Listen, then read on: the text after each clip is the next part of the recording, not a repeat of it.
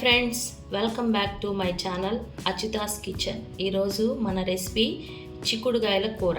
దానికి కావలసిన పదార్థాలు చూసుకుందాం. ఫస్ట్ మనము ఒక 1/2 kg చిక్కుడుగాయలు తీసుకున్నాము. దాన్ని నీట్గా ఒలిచేసి దాన్ని ఇలా బౌల్లో వేసుకొని క్లీన్ చేసేసి చక్కగా ఇలా పెట్టుకున్నాను. దీనికి కూరకు కావలసిన ఇంగ్రీడియంట్స్ ఏంటో చూద్దాం రండి.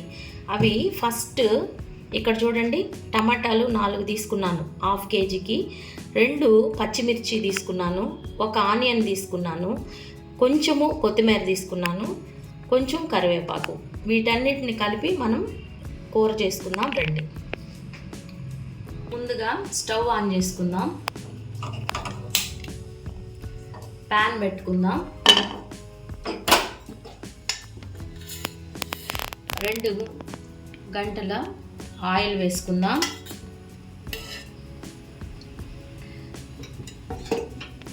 నూనె కాగిన తర్వాత మనము పోపు దినుసులు వేసుకుందామండి. అవి ఆవాలు, జీలకర్ర, పచ్చిశనగపప్పు, మినప్పప్పు. ఇవి కొంచెం దోరగా ఫ్రై అవ్వాలి.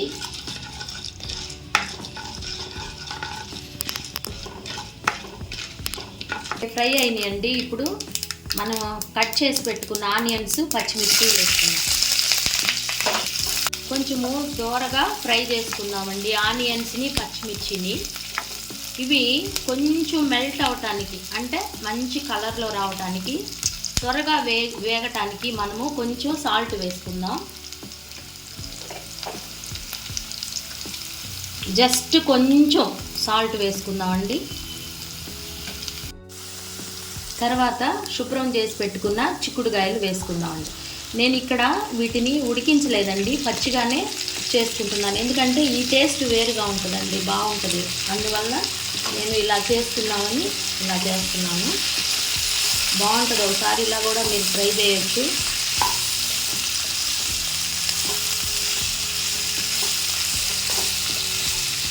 ఇలా ఫ్రై చేసుకుంటూ ఉండాలి, చిన్నగా దగ్గర ఉండి. 5 minutesలో త్వరగా అయిపోద్దండి కర్రీ నీట్గా. ఓకే అండి, చూడండి కొంచెం ఫ్రై అయినవి. ఇలా ఈ స్టేజ్లో మనము పసుపు వేసుకోవాలి. కొంచెం లైట్గా కొంచెం పసుపు వేసుకోవాలి. అంటే నాకు కొంచెం ఎక్కువ వేసుకుంటాను, మీకు తగినట్లుగా మీరు వేసుకోండి. నెక్స్ట్ కారం వేసుకుందామండి. 2 టేబుల్ స్పూన్లు కారం వేసుకుందామండి. కారం కూడా మీకు తగినట్లుగా మీరు వేసుకోండి. నాకు తగినట్లు నేను వేసుకుంటున్నాను. ఎవరు కారాన్ని తినే విధంగా అలా వేసుకోండి. ఇప్పుడు మళ్ళా ఒకసారి కలుపుకుందాం. నెక్స్ట్ కొంచెం కరివేపాకు వేసుకుందాం.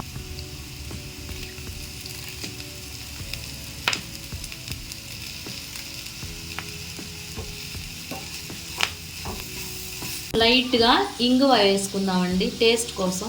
అంటే నాకు అలవాటు కూరల్లో ఇంగువ వేయటము, మంచిదే కదండి డైజెస్టివ్కి. వాటర్ వేసుకుందామండి. ఇప్పుడు కొంచెం వాటర్ వేసుకొని ఇంకొకసారి ఇలా కొంచెం కలిపేసేసి లిడ్ పెట్టేసుకుందాం. కొంచెం 1 సెకండ్.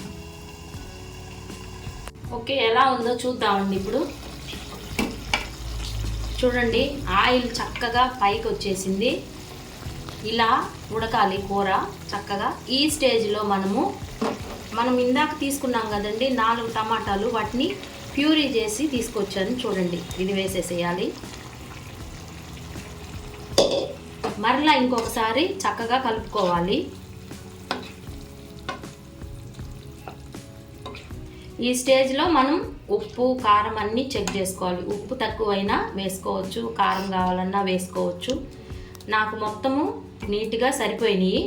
ఇంకొక 10 minutes లిడ్ పెట్టేసుకుందాము. ఓకే అండి, మన కూర ఎంతవరకు వచ్చిందో చూద్దాం. చూడండి ఎలా ఉందో ఒకసారి చూడండి, బాగుంది. ఈ స్టేజ్లో మనం కొంచెం బెల్లం వేసుకుందాం. టేస్ట్ భలే ఉంటుందండి బెల్లం వేస్తే.